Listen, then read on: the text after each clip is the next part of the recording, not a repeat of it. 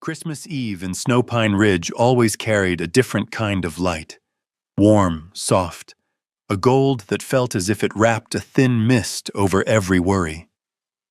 But that night, when Ada Merritt stepped into the town hall with the gift basket cradled carefully in both hands, that light wasn't enough to chase away the cold settling deep in her chest. People pressed shoulder to shoulder along the long tables, laughter chiming like silver bells, wool cloaks glinting under candlelight. Only Ada seemed to walk inside an invisible pocket of space, where every glance slid past her too quickly. The smile she tried to hold in place stiffened at the sound of a few whispers behind her. A couple passed by and subtly pulled their child aside, steering them out of Ada's path. No one touched her, but the avoidance stung more sharply than any shove. She kept walking, the way she had practiced for 2 years, learning how to move through a world that would rather she not be there at all. She set her basket on the table and stepped back, slipping into the crowd by making herself small enough not to be noticed. The room was thick with the scent of baked pastries, cinnamon, and freshly cut pine. Ada breathed in and told herself she could manage this. All she needed was to get through tonight. All she needed was for the town to look at her as part of the community. Just once more. Then the bidding reached her basket. Pastor Klein lifted it with both hands, his voice echoing, "A basket from Mrs. Ada Merritt. We'll start at $2. A cold hush dropped over the room like a bucket of icy water. No one moved. Someone coughed. A chair creaked. Ada stood frozen, fingers laced so tightly her knuckles numbed. Mrs. Miller's forced smile faded when her eyes accidentally met Ada's, then darted away, as if she'd seen something she shouldn't have. $2, the pastor repeated. Anyone? Still silence. A silence so long Ada could hear her own heartbeat, frantic and painful. She felt as if she were standing on a high platform, exposed to the entire town. A few women looked at her with a mix of pity and disdain, as though she were a stain on an otherwise spotless Christmas rug. $1, the pastor said softly, voice sagging. Just $1. Ada wanted to disappear, bury her face in her sleeve, turn and run straight into the snow outside. But her legs refused to move. Then the hall door opened with a long, old hinge groan. A gust of cold swept in, carrying the scent of mountains and damp pine. The crowd turned. A tall man stood in the doorway, his silhouette blocking most of the light behind him. His heavy coat was dusted with snow, his beard dark as the forest.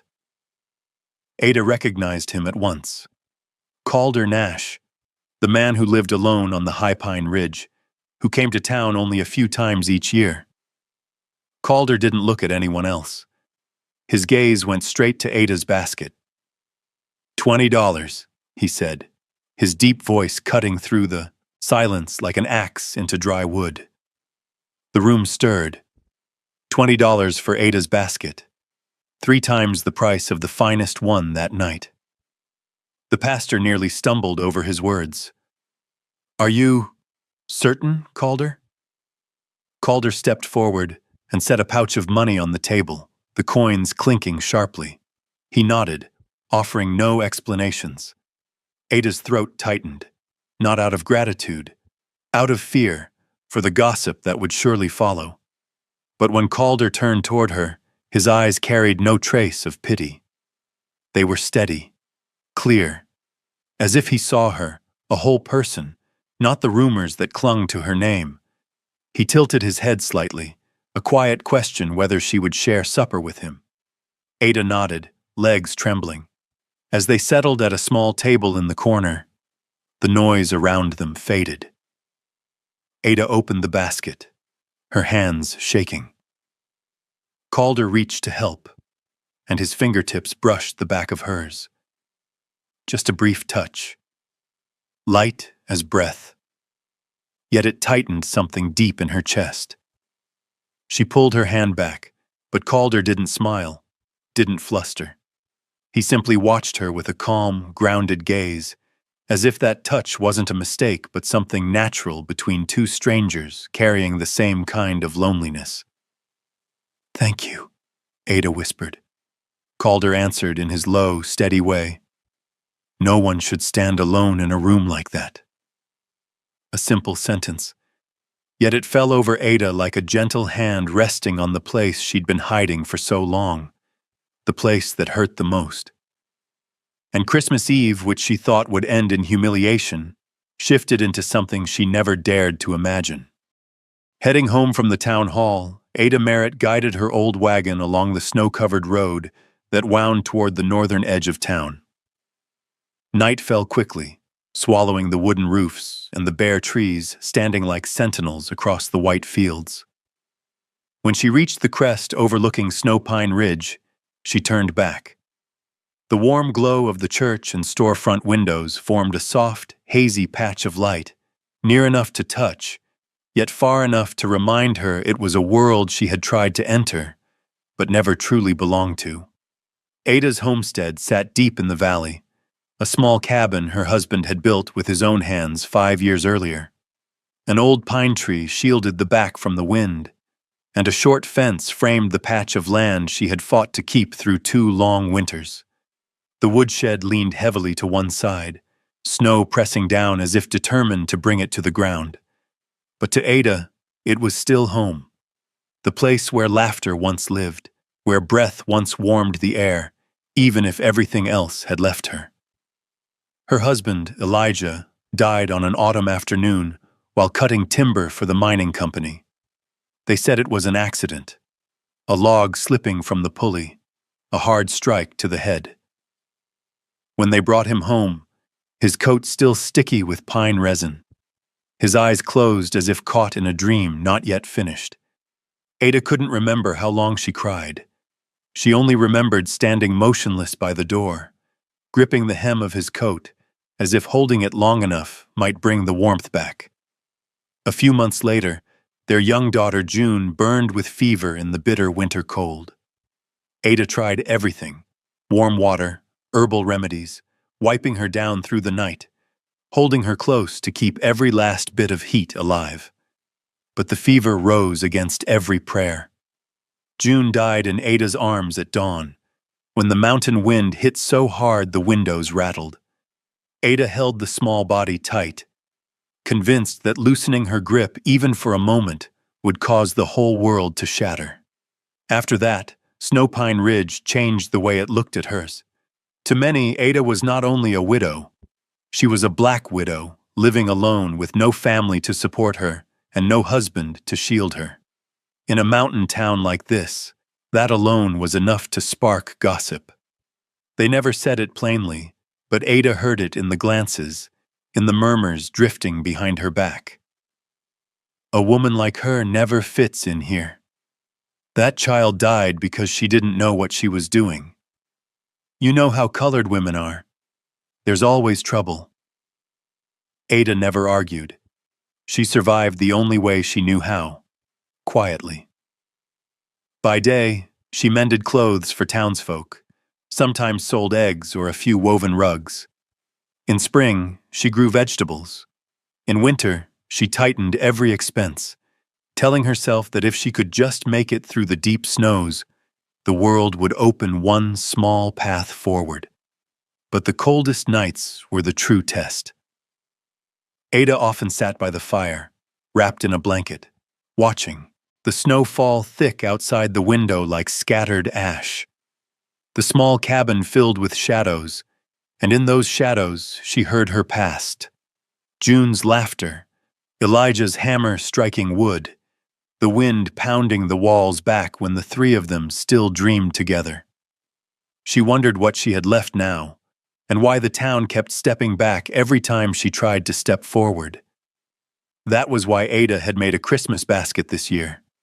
Not to win, not to impress, but to send out one small signal, that she was still here, that she wished to be part of Snowpine Ridge, even in the smallest way.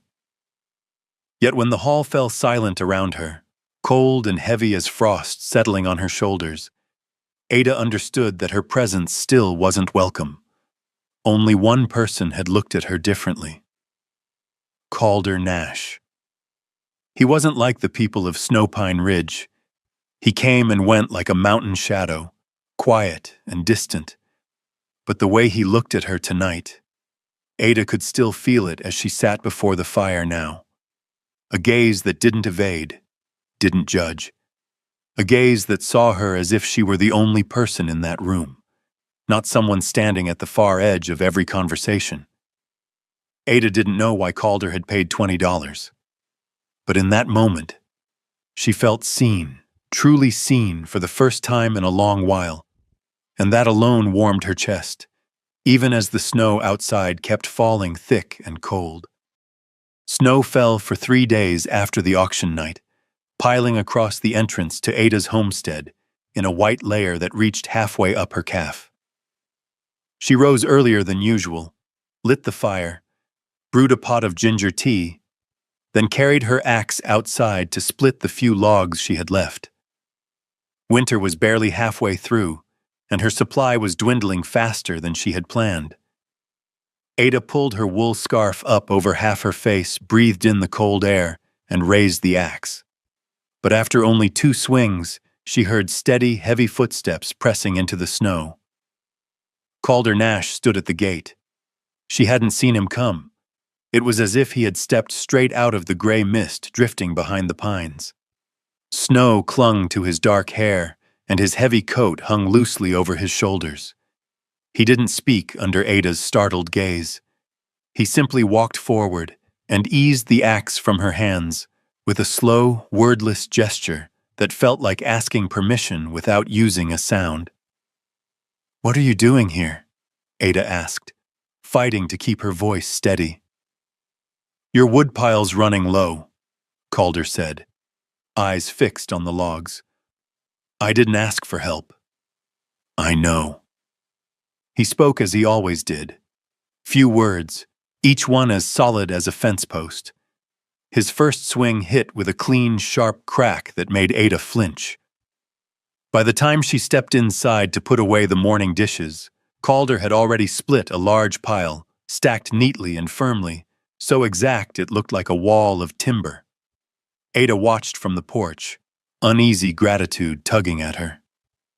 She wasn't used to accepting help, especially from men in town. No one ever helped her without whispering afterward.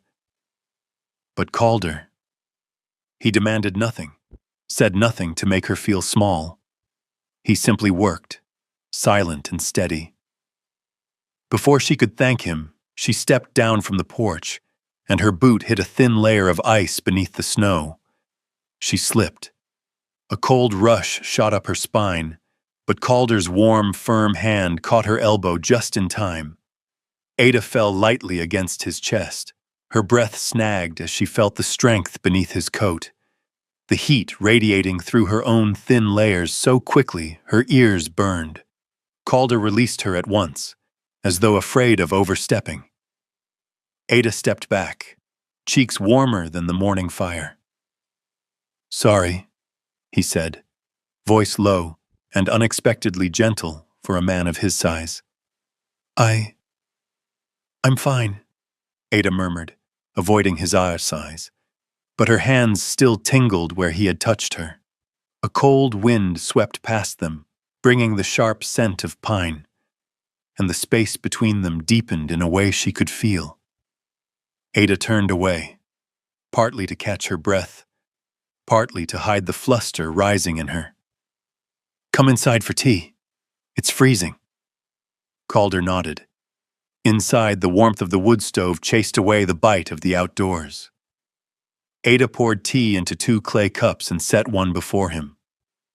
Calder looked around the small cabin, as if reading a story through its simple objects.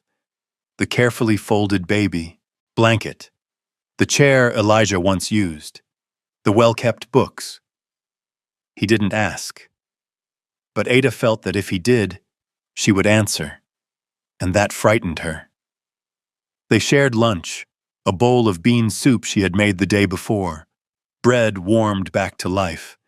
Not a special meal, but the soft clink of spoons, the rising steam, and the quiet ease between them made the small room feel larger.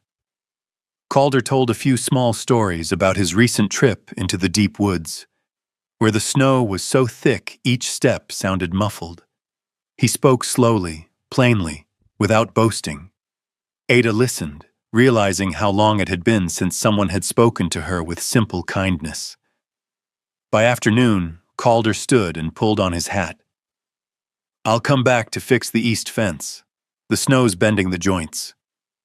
"I don't want to trouble you," Ada said, though her tone lacked any real refusal. Calder tilted his head, meeting her eyes with a gentleness she hadn't known in years. "Not a trouble. Just something that needs doing." He left the way he came. Few words, sure steps, leaving behind a warmth she wasn't prepared for. Ada closed the door and stood still in the quiet room. She placed a hand over her chest, where the trace of that brief touch still lingered. Something was shifting, small, fragile, but real as the heat of the stove. Even so, Ada held a secret she could not bring herself to speak. A piece of her past she feared would make Calder turn away like everyone else. But on that snowy afternoon, for the first time in years, Ada wondered. Maybe not everyone would turn their back. Through the long days of snowfall, Calder Nash appeared at Ada Merritt's homestead so often that neither of them bothered asking why anymore. Sometimes he arrived only to rekindle the dying fire in her stove, sometimes to bring a new bundle of wood, and sometimes with nothing at all, just standing at the door, knocking 3 familiar times before stepping inside. A new rhythm settled between them, one without planning or promises, forming as naturally as breath. Each morning, Ada sat at the wooden table, heating water on the stove. When the first murmur of boiling began, soft as a small song, the door would open, and Calder would walk in, brushing snow from his coat before taking the cup she offered. They sat quietly for a while, one at each side of the table, the warmth of the fire mingling with the rising steam. They didn't need many words. Each knew the other was there, and that was enough. By noon, Calder was usually still somewhere around the homestead, mending the fence, checking the roof of the chicken coop, clearing the walkway. Ada made soup or warmed bread, dividing it between them. Some days, Calder told her about seeing deer tracks along the ridge. Some days, he only nodded when she asked how his morning had been. But his eyes never carried distance. If anything, every time he looked at her, a quiet gentleness tightened something in Ada's chest, an unmistakable sense of being seen, not because of her skin, not because of rumors, but because she was herself. One windy afternoon, Ada stepped outside to call him in for lunch when she realized her scarf had slipped loose. As she fumbled with it, Calder walked up behind her and touched the edge of the cloth. "Let me," he said. Ada went still. His hands came forward, adjusting the knot, his fingers brushing the skin at her neck. The gesture was simple, but his warmth made her hold her breath. When Calder stepped back, Ada turned away to hide the smile forming, one she thought she had lost years ago. Another evening, Ada was tending the fire when she heard him call from the yard. She went out to find a streak of ash on his cheek he hadn't noticed. Ada let out a soft laugh, light as thread. "Hold still," she said, lifting her hand. Her fingertips brushed his cheek, wiping away the gray smudge. For a moment, both of them stopped. Calder looked at her with something deep, a quiet gratitude, a silent acknowledgement. Ada drew her hand back, though her gaze lingered. "Thank you," he said, voice so low it nearly dissolved into breath. There were also small moments, when they walked through the narrow stable door and Ada's shoulder brushed his. A slight touch, barely anything, yet each time it happened, her heartbeat jumped faster than the wind outside. Calder would pause too, as though he felt the touch more deeply than he allowed himself to show. Little by little, the sorrow in Ada's eyes eased. She smiled more softly. The heaviness she had carried for 2 years didn't vanish, but it shifted, making room for something else, a faint, steady light. One night, with the wind howling through the cracks and both of them seated by the hearth, Ada asked the question she had held back for a long time. "Why, do you live alone in the mountains?" Calder didn't answer immediately. He watched the flames, his hand tightening slightly. "My wife," he said slowly, "and the child we never got to meet." Ada felt her heart drop. "They died in a landslide," Calder continued. "I couldn't save them. The house I built collapsed in front of me, like the earth wanted to take everything I loved." Ada set her cup down, her eyes stinging. "I understand," she said softly. "Losing someone never truly ends." Calder turned toward her. In the firelight, something in his gaze softened, a look that only surfaced when an old wound finally found a place to rest. "I know," he murmured. "You understand too." Ada nodded, her throat tight. Two hearts, both scarred by loss, found recognition in each other's quiet grief, an understanding that needed no long explanations. That night, when Calder left the homestead, Ada stood at the door, watching his figure fade into the falling snow. And for the first time in years, she didn't feel alone in the White Valley. She was stepping into a new rhythm, one that included Calder. The snow had eased, but the air in Snowpine Ridge still felt coated with a thin layer of ice that refused to melt. Ada sensed it on Monday morning, when Pastor Halden and 2 women from the church committee appeared at her cabin door. Their knock was measured, practiced, meant to sound friendly, though the tone beneath it told another story. Ada opened the door. The 3 stood in a row, like a curtain meant to block her from the world outside. "Merritt," Pastor Halden said with a nod, his voice low yet carrying something that was not quite goodwill. "We'd like to speak with you.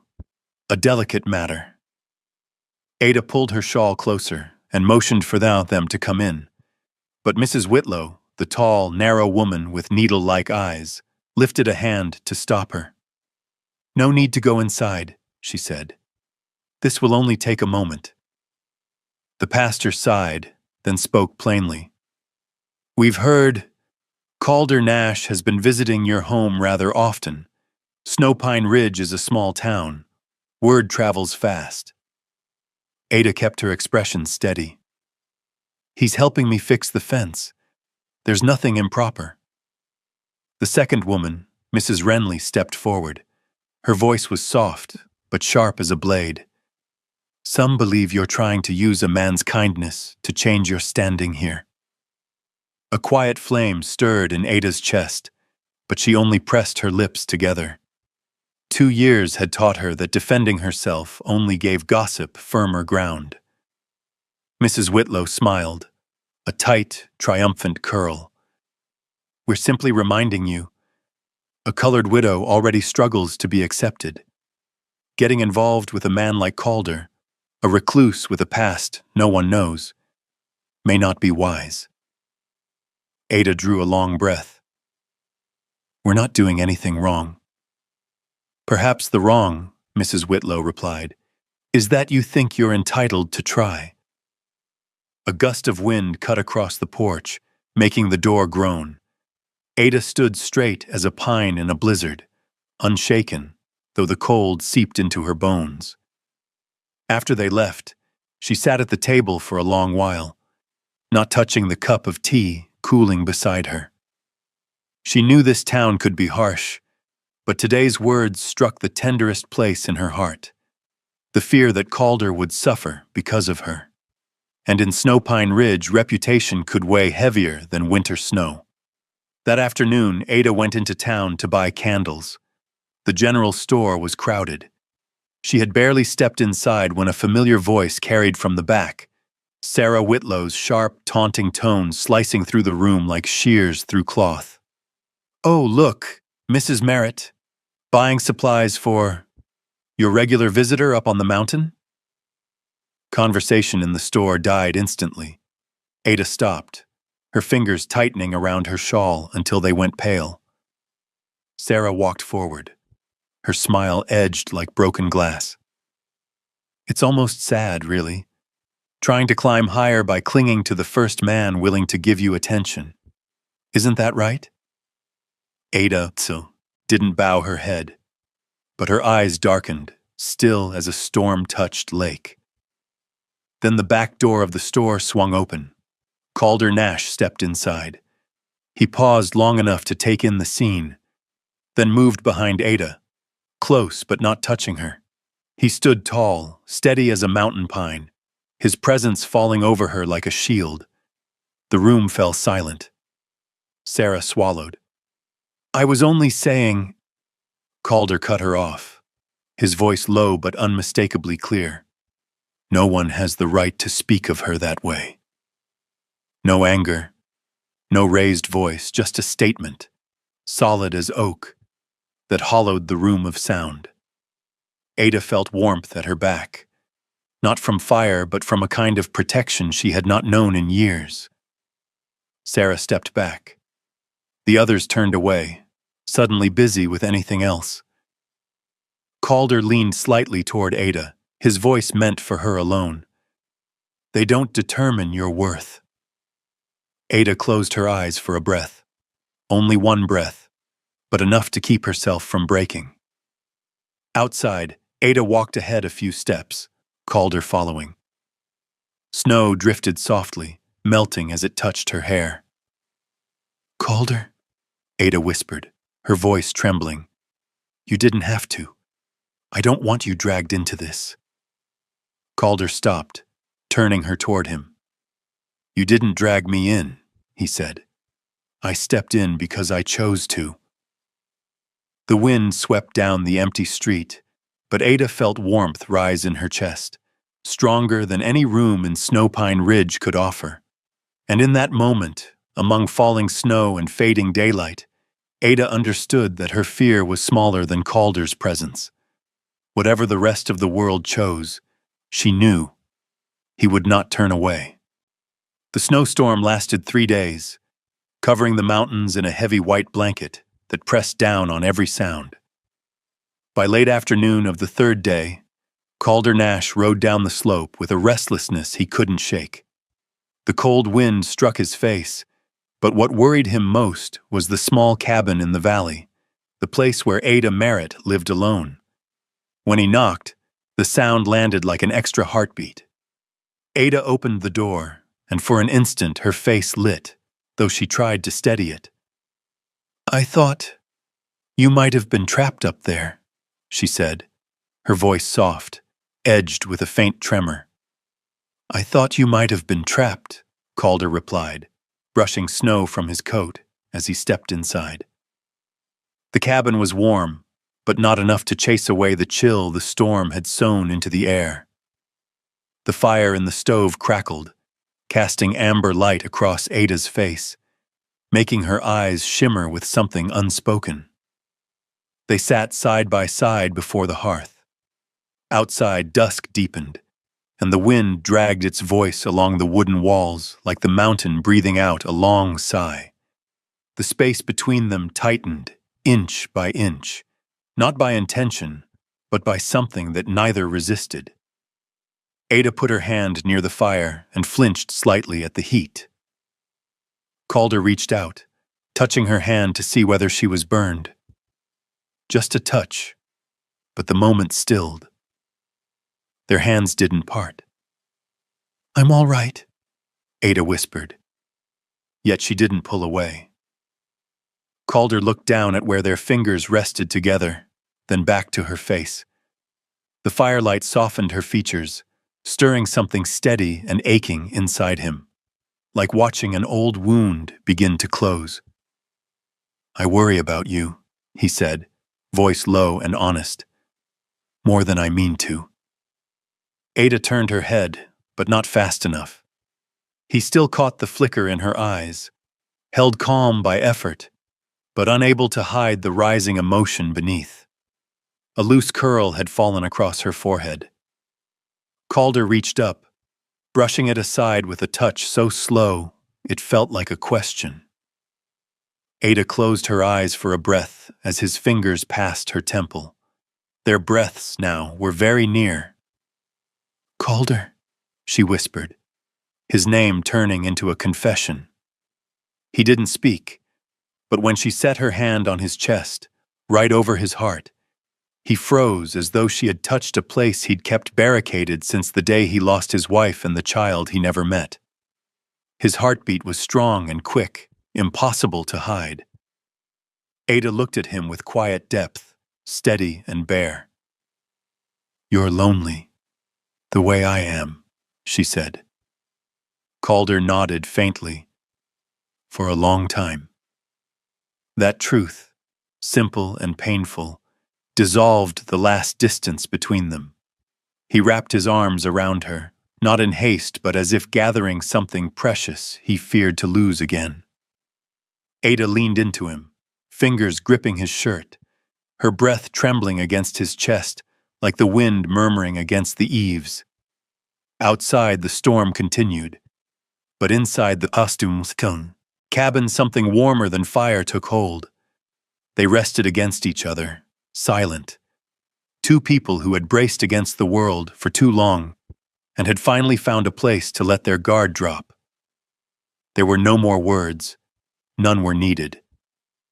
Their closeness came not from fleeting desire, but from the depth of their solitude, from trust built out of weeks of quiet gestures. Night slowly folded over the cabin, and the warmth of their bodies blended, gentle, steady, unhurried. It wasn't a moment of firework flare.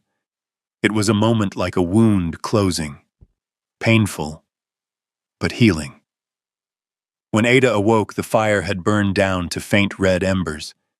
She lay in Calder's arms, her head resting against his chest, feeling the rhythm of his breathing through her hair. Calder was still asleep, one arm holding her as though afraid she might vanish. Ada looked at him, and a trembling warmth swept through her. But beneath it, a worry slipped in. Where would this lead? What would the town say? Would she bring Calder into the same harsh judgment she'd carried for years? She placed her hand on his chest again, over that same spot. His heart still beat strong. Calder stirred in his sleep, pulling her closer in an unconscious motion. Ada closed her eyes. She knew she had stepped onto a path far from easy, but last night, a night as gentle as a prayer, had shown her this. Some things are worth walking toward, even if the whole world stands against you. And perhaps she wasn't walking alone anymore. After the snowstorm and the night they shared their warmth, Ada's cabin felt touched by a gentler air, softer, steadier. But peace in Snowpine Ridge was always fragile. Sometimes all it took was a knock at the door to bring it crashing down. That morning, as Ada was preparing breakfast, a rapid pounding sounded across the cabin.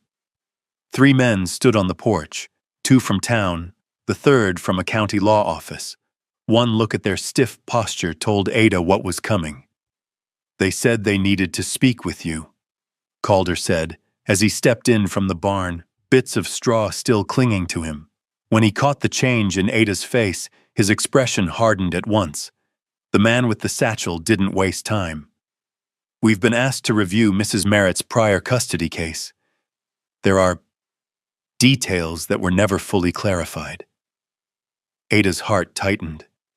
That old story, The one she had buried so deep had been dragged back into the open.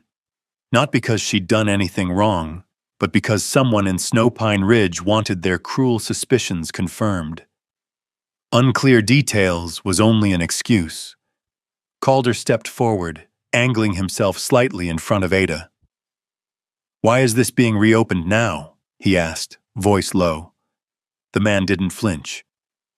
"We received an anonymous letter. It claims Mrs. Merritt nearly lost custody of her child. We're required to verify." Ada closed her eyes for a single breath, then opened them, ready to face the truth she had avoided. Calder turned to her, but she looked away. "Is it true, Ada?" he asked quietly, not with doubt, but concern. The room blurred. The men were still there, but she heard nothing more. Old dust from old wounds filled her chest. She drew in a breath. "I'll speak about it, but only to Calder." Perhaps they sensed the shimmer of tears in her eyes, or the firm set of her shoulders, but the men withdrew. When the door shut behind them, the cabin fell into a silence so deep she could hear the wood adjusting to the heat. Calder stepped closer without touching her.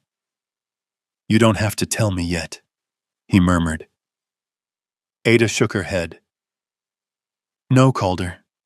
I have to, before you think something worse." She sat at the kitchen table. Her hands trembled so hard she had to lace them together. "After Eli, my late husband, died," Ada began, voice soft as winter wind, "his family didn't want me raising Lucy anymore. They said a colored woman wasn't fit, not acceptable, not someone society would approve of." Calder listened, still as stone. "They filed a petition, tried to take her from me. Their claim," Ada swallowed, eyes burning, "was that I wasn't suitable to raise a white child, that I was poor, alone, without anyone to stand for me." A small, bitter laugh escaped her, thin and pained. "And this town believed it. They whispered that I was unfit, irresponsible, that I didn't know how to care for my own child. I tried everything. But when Lucy became fevered, they said, she died because of my ignorance." Her voice broke. "I lost Lucy, Calder. I lost her. And at the same time, they made me believe it was my fault." Calder knelt before her, but kept his hands to himself, leaving space for her to choose. Ada's voice grew smaller. "I didn't tell you because, if you knew, you might leave. I can't bear one more person looking at me like they did." Calder didn't speak right away. He slowly reached out, placing his hand over hers, careful, unhurried, giving her every chance to pull away. But Ada tightened her grip instead, holding on as if to a new heartbeat. At last he spoke, each word firm as the mountain.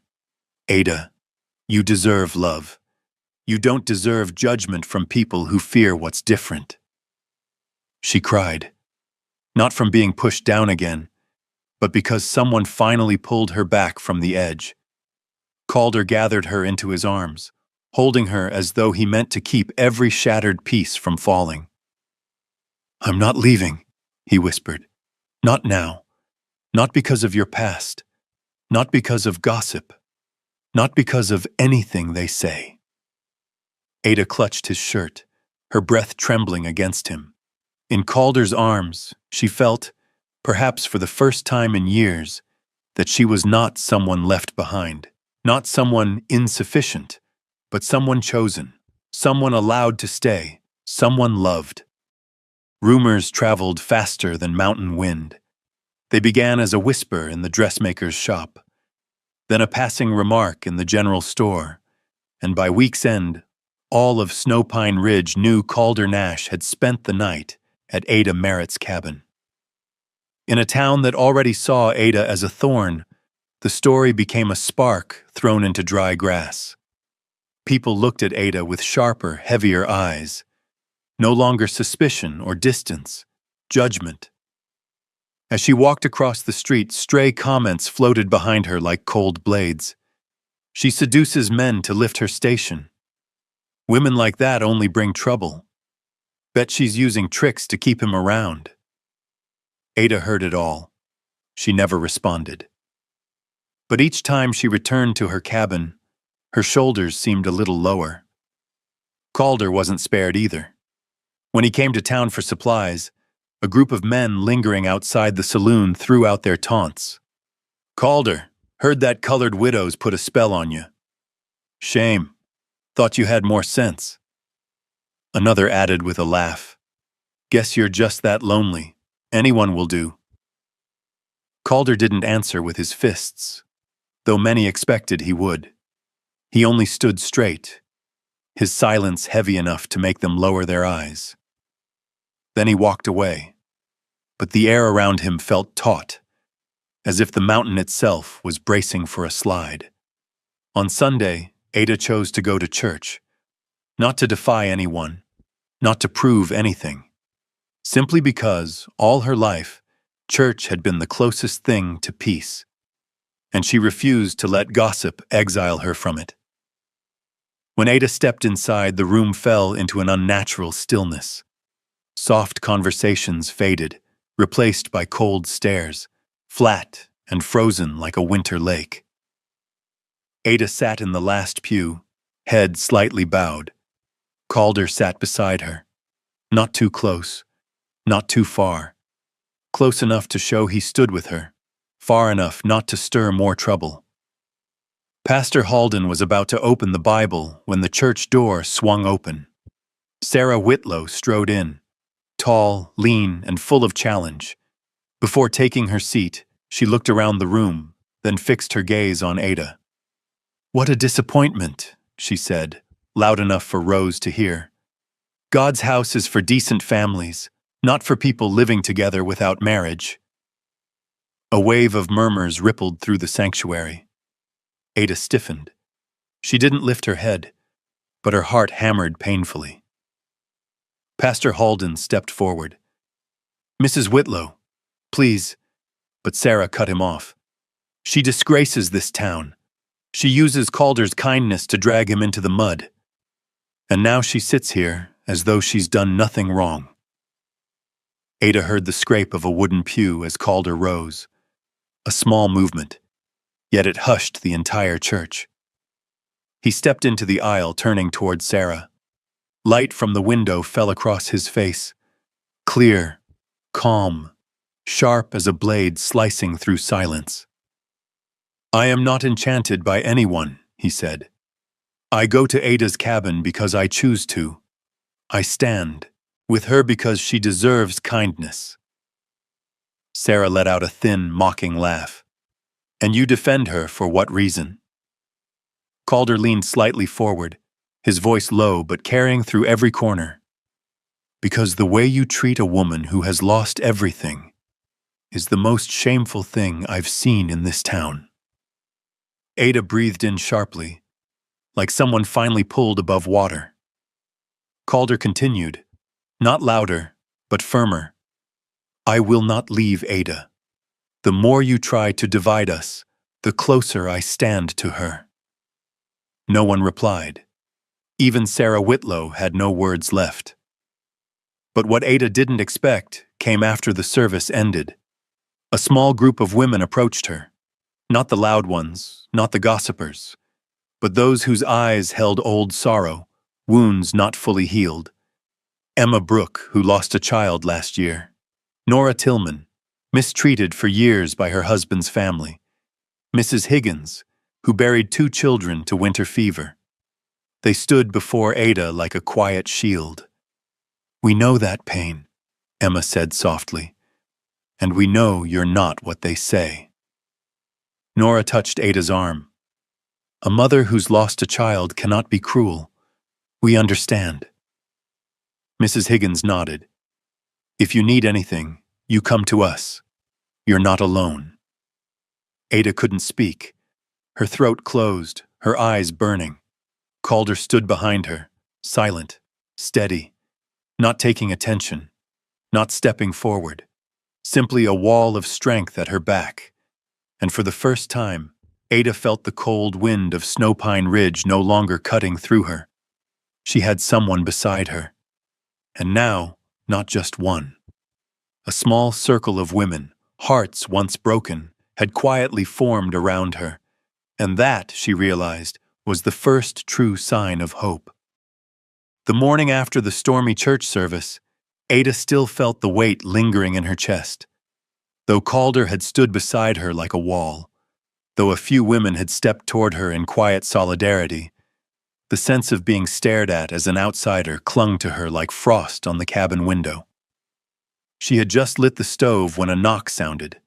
Light, steady, not the hesitant or hostile kind she'd grown used to. Ada opened the door and found 3 women standing on the porch: Martha Callahan, Nora Tillman, and Mrs. Higgins. Martha smiled, a warm smile that seemed to melt a bit of the snow on the steps. "We came to visit," she said. "No other reason." Ada stepped aside to let them in. The cabin was small but bright. The stove was warming, and a faint herbal scent drifted in the air. The women removed their coats and sat around the old wooden table. For a moment, no one spoke, not out of awkwardness, but as if giving Ada space to breathe. At last, Nora set her hand on the table, her voice small but firm. "Yesterday was hard. We know." Ada lowered her head. "I don't know what to say." "No need," Martha answered gently. "We didn't come to hear excuses. We came because we understand, each in our own way." Nora drew a quiet breath. "My husband's family threw me off the farm right after he died. Said I wasn't good enough to keep their land. I know the feeling of being stripped of your place, even when you've done nothing wrong." Mrs. Higgins nodded. "I lost 2 little ones to winter fever. Folks whispered that I didn't care for them well enough. No one asked how many nights I stayed awake or how much I tried to keep them breathing." Ada looked up. 3 faces, 3 lives, 1 shared grief. Women who had carried their pain for years were sitting here now, in her small cabin. Martha opened a linen-wrapped bundle. "We made this for you." Ada unfolded it. A small quilt, patched from pieces of different fabrics, colors, and textures. Not perfect, but every square held careful stitching and quiet sincerity. "A welcome gift," Martha said. "Not for a child, not for anyone else. For you. A reminder that you have a place in this town. Not everyone stands against you." Ada touched the soft fabric, her fingers trembling. "I didn't think I deserved anyone on my side." Mrs. Higgins laid a hand over Ada's. "You deserve more than the words thrown at you. We all know what judgment feels like. And like you, we're still standing." Nora smiled. "Any woman who's been hurt and still rises will always find others like herself." Ada felt her eyes burn, not from injury this time, but from being seen, recognized as a whole person rather than a shadow shaped by rumor. That afternoon, Calder arrived after walking through town, snow scattered across his coat. Ada looked at him and sensed a faint tension in his shoulders. "They're still talking?" she asked softly, though she dreaded the answer. Calder shrugged. "Some are, but some have gone quiet." "Quiet because they're tired of the story, or because you defended me?" He met her eyes, gray, clear, unflinching. "Both, but there's something else." "What?" "A few men said, 'At least Calder stands for what's right.' Someone clapped my shoulder. Someone else said they respected how I handled it." Ada blinked, surprised. She had expected harsher consequences for him. Didn't think Snowpine Ridge could change at all. Not the whole town, Calder said, but a few people, and sometimes a few is enough. He looked toward the quilt on the table. They came here? Ada nodded. I don't know how to thank them. Calder touched the back of her chair, close enough for his warmth to reach her without touching her. You're not alone anymore, Ada. Those words, simple, steady, fell into her heart like warm rain after a long winter. Ada looked at the quilt, then at Calder. Not everyone had changed, but a few had seen her. A few had stepped beside her, and sometimes that was the beginning of an entire new spring. Snow fell through the afternoon, not fiercely, but softly, like breath. The small white flakes drifted onto Ada's cabin roof without making a sound. The whole valley rested under a gentle stillness, slowing the world to a quiet pulse.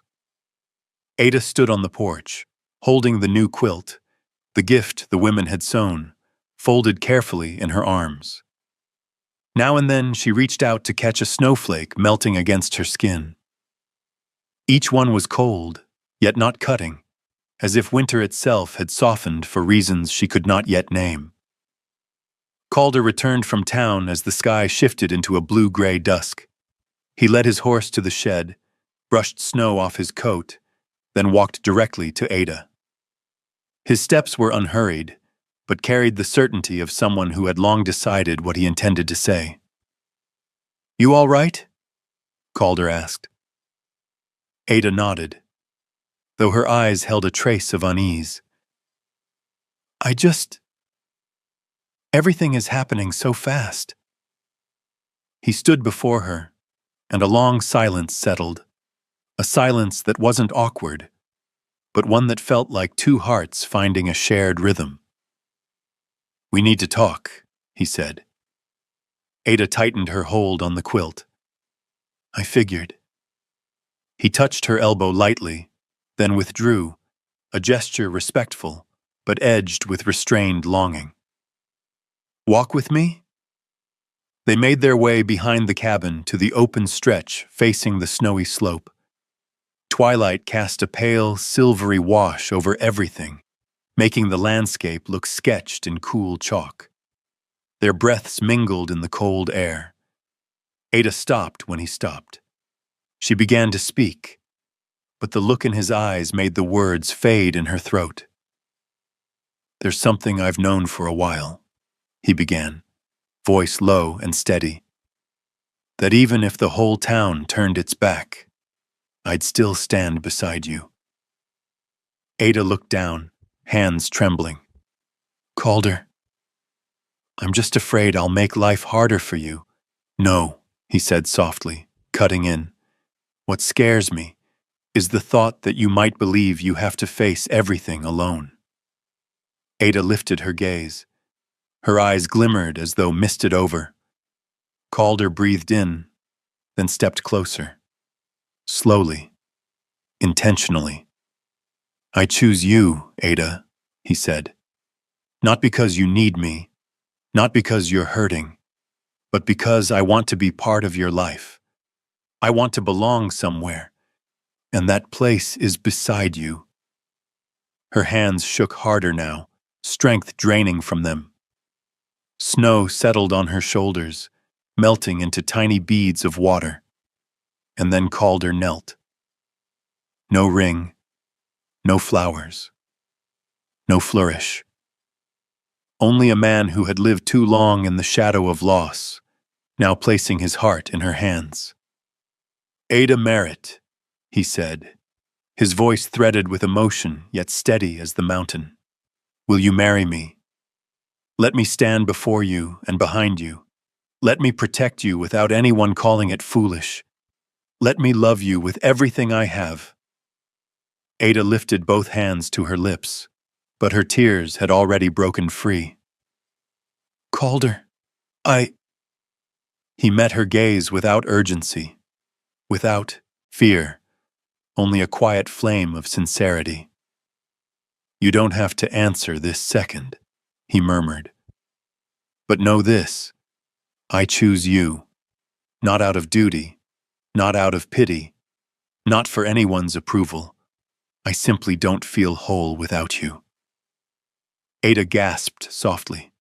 Through all her years of being dismissed, judged, treated like a shadow without worth, no one had ever told her she was chosen, that she deserved love without asking permission. She drew in a deep breath, snow touching her lashes. I will, she whispered. The words were small, but her heart had never spoken anything with more certainty. Calder rose, and before he could respond, Ada stepped into his arms. No hesitation, no fear, no glancing around to see who might witness it. Just the embrace of someone who had finally found the place she belonged. Calder wrapped his arms around her, pulling her close as though shielding her from the winter itself. You truly mean it? He asked, warm breath brushing her ear. Ada laughed through her tears. I've never meant anything more. Calder rested his forehead against hers. Then, we'd best start planning a wedding. In the gentle snowfall, under the blue-silver sky, two people long torn apart by life found each other again, in a promise that needed no applause, only truth. A small wedding would come, not grand, not blessed by the whole town, but a wedding built on two hearts beating the same steady rhythm they had waited years to find. The wedding day arrived in the hush of winter. No church bells, no procession, no long white dress. Only a small cabin on the hillside, candlelight glowing through frosted windows, and a gentle warmth in the wooden room where Ada Merritt stood, preparing for a moment she had never dared imagine. She wore a simple deep blue dress she had kept since her years in Ohio, one of the few keepsakes she hadn't abandoned through all her losses. She adjusted the collar, her hands trembling not from cold, but from the rare sensation of stepping into something that felt meant for her. Martha Callahan and Nora Tillman helped fasten her hair. Candlelight flickered across Ada's face, making her look touched by something warm and quiet. You look beautiful, Nora said. Ada smiled, eyes shimmering. I never thought I'd see this day. Martha set her hands on Ada's shoulders, her gaze deep with the understanding of someone who had weathered many storms. You deserve happiness, Ada. Don't ever doubt that again. Calder waited in the main room, wearing a plain vest he had reluctantly agreed to let someone tailor. The candlelight settled on the firm, hopeful lines of his face. When Ada stepped out, Calder lifted his head, and for that moment, every wind, every rumor, every shadow of the past seemed to fall still. There was no dramatic gasp, no loud praise, just a quiet, steady look, two people recognizing a truth that had always been waiting. Their lives had been written toward each other. Ready? He asked softly. Ada nodded, and the moment turned sacred. Pastor Halden opened the Bible, his voice calm and low. We gather not to display joy, but to witness two souls choose each other after life has tried them to their limits. Ada bowed her head. Calder held her hand lightly, as if holding a petal, yet firmly enough to warm her heart through and through. The ceremony had only 4 witnesses, but peace did not last. Footsteps stamped hard through the snow. A familiar cluster of faces appeared. Sarah Whitlow, Lucy Bramwell, and 2 men known for their jeers outside the saloon. The door flew open. Cold wind rushed in. Who gave you permission for this secret wedding? Sarah snapped. You disgrace the town, then try to hide your scandal? Ada shrank back, but Martha stepped forward like a shield. That's enough, Sarah. No, Sarah's chin lifted. The town deserves to know what kind of improper union is being legitimized. Nora Tillman stepped directly in front of her, meeting her gaze without flinching. And the town deserves to know we will no longer stand by while a widow is shredded because of her color and her sorrow. Silence rippled across the room. For the first time, Sarah Whitlow's accusations met not isolation, but unity. Behind Martha stood Mrs. Higgins and Emma Brooke, forming a quiet line. No shouting, no bravado, only a moral wall Sarah could not pierce. Calder stepped beside Ada, not angry, not loud, just present, his posture a wordless vow. To reach her, they would have to go through him. Sarah looked around, realizing she no longer commanded the room. She stepped back, stung by the loss of control. Without another word, she turned and left. Her group followed. When the door closed, the wind outside felt less cold. Pastor Halden resumed the ceremony. Ada looked at Calder as they exchanged vows. Calder spoke first, voice deep, faintly trembling. I choose you. When you're strong, when you're afraid, when you doubt yourself. I choose you in the light, and I choose you in the dark. I will stand before you when the wind is fierce and behind you when you need someone at your back. Ada answered, her voice soft as falling snow, but firm as oak. I won't promise perfection, but I promise I won't give up. Not on you, not on us. Pastor Halden nodded. I pronounce you husband and wife. Calder cupped Ada's face with slow, reverent hands, as if giving her time to reconsider. Ada smiled, true in a way she hadn't felt in years. They kissed in candlelight, not as an ending, but as a beginning. Outside, snow drifted across the cabin roof. Inside, two people once shattered by life began writing a new chapter, held together by a tenderness strong enough to outlast any storm. Spring arrived late in Snow Pine Ridge. Not loudly, not hurriedly. It came through pale sunlight slipping between pine branches, through the warm scent of soil revealed after the last patches of snow melted, through the timid notes of small birds trying to find their voices again after a long winter. Ada Merritt stood outside the cabin, her hand touching the freshly turned earth. Calder knelt nearby, checking the rows they had spent the morning laying out together. The soil's soft here, he said, his voice low but unusually light. Wild roses will take root well.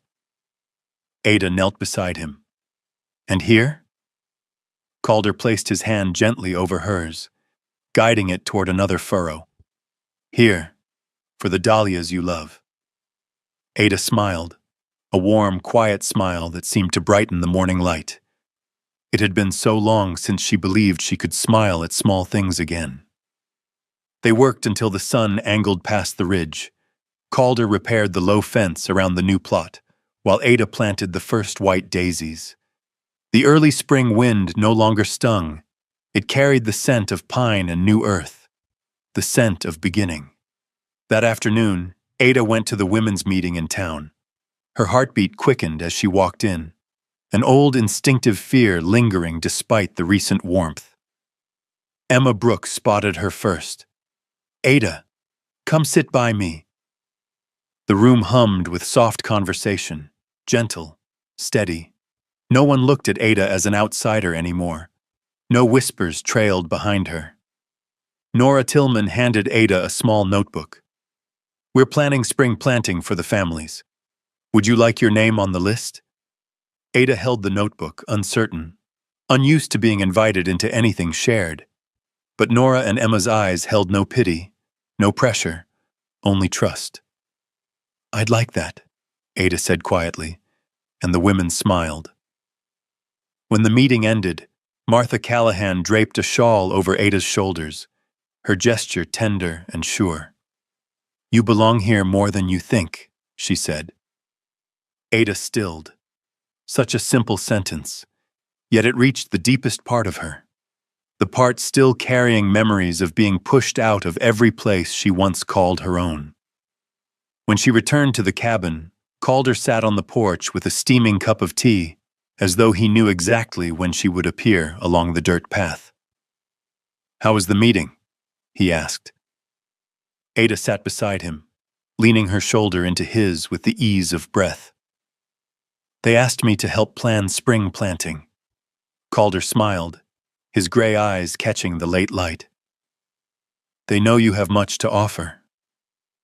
Ada was quiet for a moment, then said, "Calder, I don't think I ever truly felt like I belonged anywhere. Not as a girl, not in my first marriage, not when I first came to Snowpine Ridge. But today, something felt different." Calder shifted closer, not saying much. With him, silence meant understanding. The cabin changed with the days that followed. Laughter appeared more often. The wind outside felt less harsh because Ada no longer heard it alone.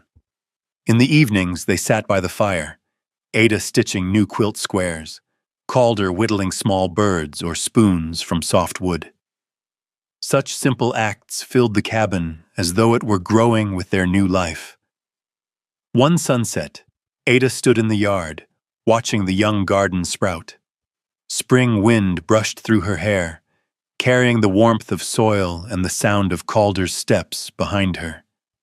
He wrapped his arms around her waist, a light hold, careful not to break the moment. "What are you thinking?" he murmured.